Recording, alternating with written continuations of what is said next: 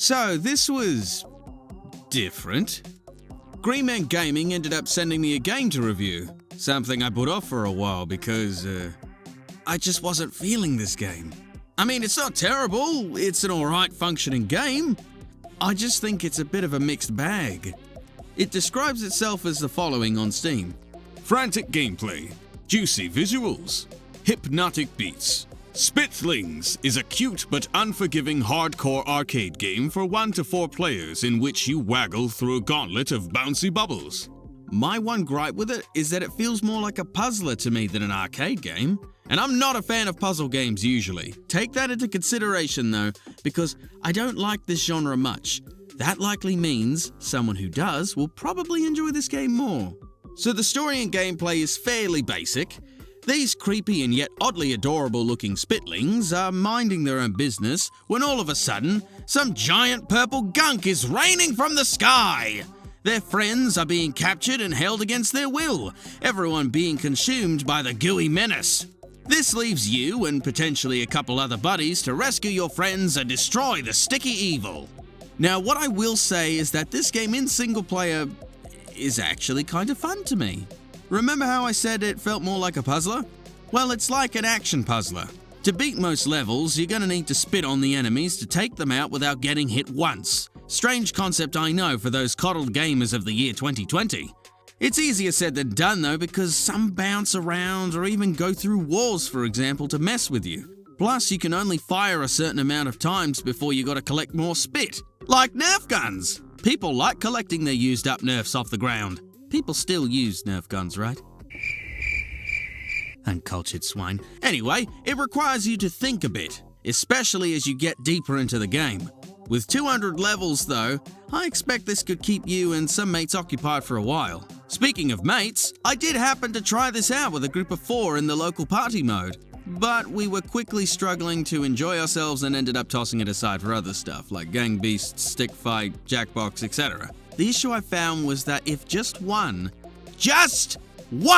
of you die, the game stops and resets for you all to try again. This goes on, and on, and on, until you almost get it right, fuck it up, and eventually one of you is demoralized from getting the others killed. One's not so much of a puzzler gamer to begin with. One doesn't know why he's here, and another just wants to drink before he has to hear one more.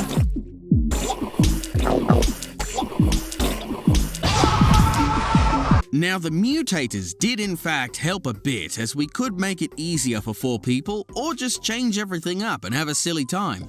I personally think this game serves itself better as either a 2-player cooperative experience going through the campaign, as this would be less of a clusterfuck on screen, and you're going into this knowing that you gotta work together and solve these nifty puzzles together. Like Portal 2, me and my mates though were honestly under the impression that we could verse each other in the party mode. I think not having this feature sort of hurts it a bit if they want a ton of people to play this at once, but again, I'm not a puzzler, and neither are most of my friends, so this ain't our normal cup of tea. After this review, I will quite possibly get back into the game though, because the one thing that I did enjoy when recording footage playing the campaign was unlocking more characters. No microtransaction silliness, you just play through the game and you can get more dudes to play as, which was satisfying. Hell, we even managed to unlock Thomas the fucking Tank Engine in party mode. Overall, this is not something I'd have played on my own accord, especially with a group of 4. But I was somewhat surprised because I did enjoy playing this on my own. If you can get a co-op buddy to play the campaign with too, you both might even happily burn away some time grinding a bunch of levels. If you can snag this game cheaply, because full price for this I think is a bit much unless you love puzzlers, then by all means go for it.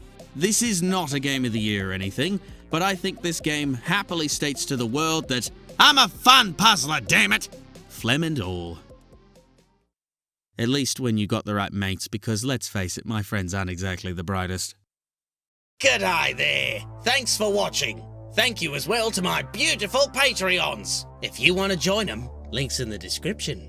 You can also support me by purchasing your games with my Green Man Gaming affiliate link. There's no extra charge to you, and you can still find some good deals. It just gives me a little kickback. I have my Twitch streams now at 10 AM and 10 PM every Friday, Sydney, Australian time. And our Discord gaming sessions are 10 AM every Saturday and Sunday, Sydney, Australian time.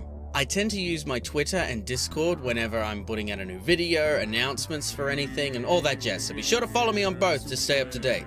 There's also that watch thing, that I always put at the end of every video that I'm pretty sure nobody cares about because nobody uses watches. And, come to think of it, I haven't really worn my watch in a while, but, watches are still cool, I prefer grandfather clocks, really. Grandfather clocks are nice. They look pretty and they look cute, big, and they go goo, goo, goo, goo.